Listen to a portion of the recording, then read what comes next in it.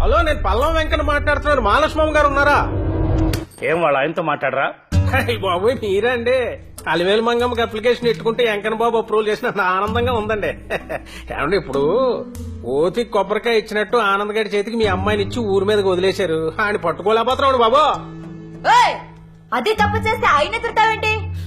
ఆయన కూతురు బరి తెగించిందని ఆయనతోనే చెప్తే ఏం బాగుంటుంది? ఇప్పుడు రావణాసురుడు మమ్మీ డాడీ కూడా శూర్పణఖని సమంతనే అనుకుంటారు కదే. నువ్వు కత్తి నాన్న. రావణాసురి వాళ్ళ ఆవిడ కూడా వాళ్ళ ఆయన్ని పవన్ కళ్యాణ్ అని అనుకుంటుంది. ఇది అమ్మోరు కత్తి నాన్న. వీడికి ఇలా నడుస్తుంది. నెయ్యి తీసుకురా.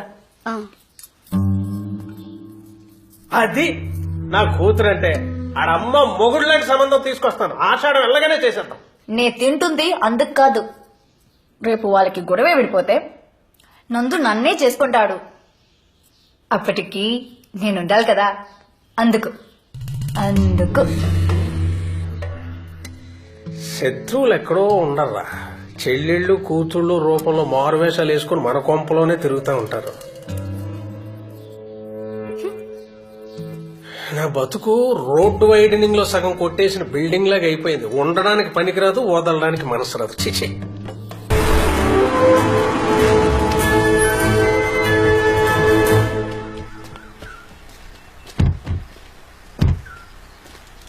ఎవడ్రా దారా అన్న? ఆనంద్ విహారీ. అంత అక్కర్లేదు, సగం చాలు. ఆనంద్ అంట. వాడు ఇల్లు ఎక్కడా? ఊళ్ళో పందిళ్ళేసి ఉప్మా ఎడుతున్నారు. వెళ్ళండి, తేలిగ్గానే కనపడుతుంది. రండి. సంబంధం అడగడానికి నేను కార్లు వేసుకొచ్చారేటి? ఉత్తచలు తెలితే బాగుండదని కొంచెం బంగారం, కొన్ని డైమండ్లు తీసుకెళ్తున్నాం. అంటే ముందు రాడ్లు, వెనక గాడ్లు. అయినా మా డబ్బులు కష్టం మీకు ఏం తెలుసండి?